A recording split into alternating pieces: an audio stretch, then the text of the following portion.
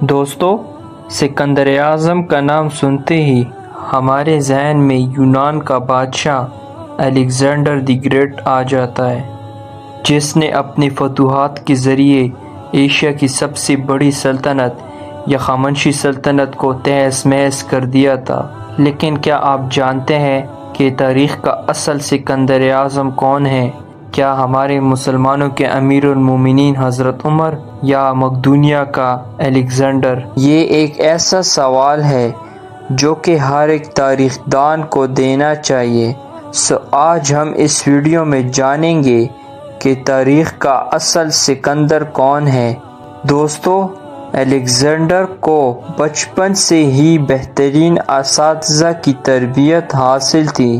ارسطو جیسے فلسفی نے آپ کو پڑھایا تھا، جبکہ حضرت عمر کا بچپن صحراؤں کے بیابانوں میں گزرا تھا۔ آپ بچپن سے ہی اونٹ چڑھاتے تھے۔ آپ کی غذا کھجور ہوا کرتی اور سختی کا عالم یہ تھا کہ اگر ایک قطار میں اونٹ کھڑے نہ ہو سکے تو ان کے باپ خطاب ان کو پیٹتے اور کہتے کہ تو عربی کا بیٹا ہے اور تجھ سے ایک اونٹ نہیں سنبھال سکتا۔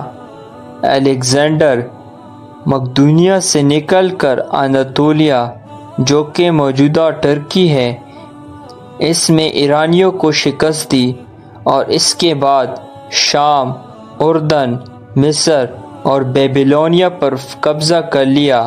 پھر اس کے بعد آکسس ریور اور ہندوستان تک چلا گیا۔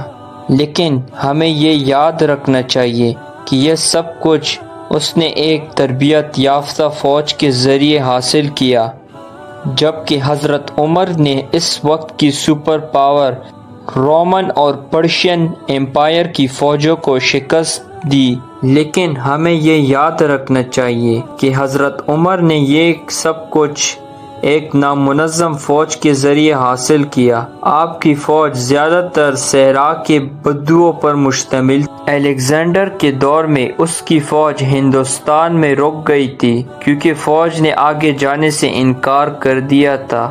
اس کی فوج نے کئی مقامات پر بغاوت کی تھی، جس کی وجہ سے اس نے کئی جرنیلوں کو قتل کروایا تھا۔ جبکہ حضرت عمر کے ڈسپلن کا معاملہ یہ تھا، آپ نے اس وقت کے عظیم جرنیل خالد بن ولید کو اپنی سالاری سے ہٹایا تھا، لیکن کوئی بغاوت نہیں ہوئی۔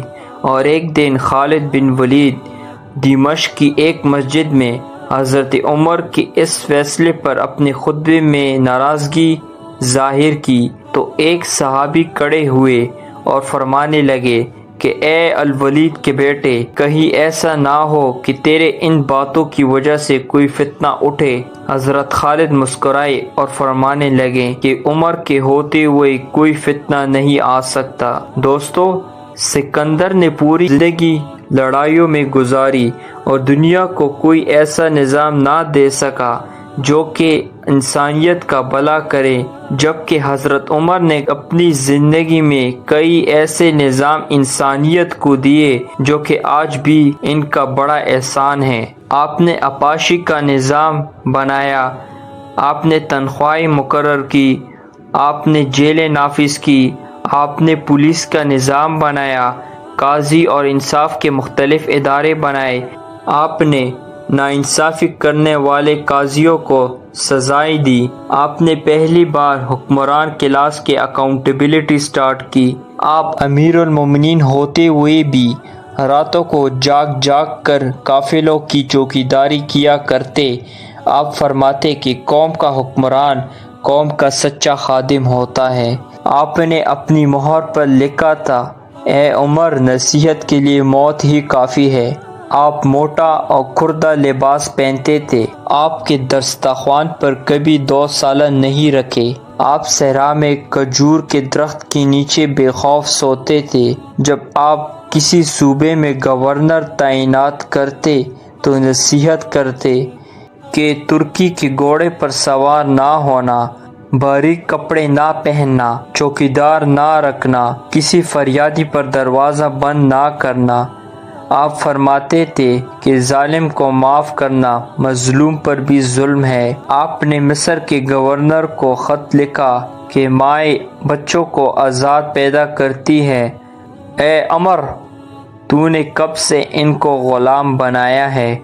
آج ہمیں سوچنا چاہیے کہ سکندر اعظم کی فتوحات صرف کتابوں میں ہی سمٹ کر رہ گئی ہے، جبکہ حضرت عمر کا نظام 245 ممالک میں آج بھی کسی نہ کسی شکل میں موجود ہے، کیونکہ جب ہم کسی ڈاک خانے سے کوئی خط وصول کرتے ہیں اور پولیس کا جوان وردی پہنتا ہے، کوئی فوجی سپاہی 4 ماہ کے بعد چھٹی پر جاتا ہے، یا حکومت معذور یتیم بیواؤں یا بے آسرا شخص کو وظیفہ فراہم کرتا ہے، تو وہ معاشرہ بے اختیار حضرت عمر کو عظیم حکمران تسلیم کرتا ہے۔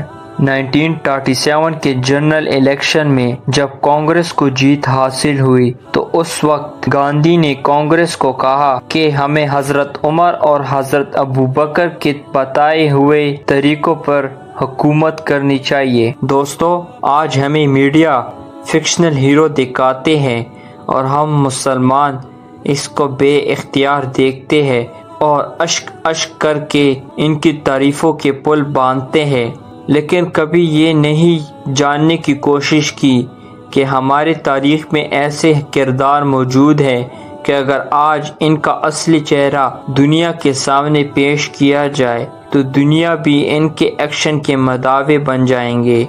دوستو، یہ سوال میں آپ پر ہی چھوڑ دیتا ہوں کہ تاریخ کا اصل سکندر اعظم کون ہے؟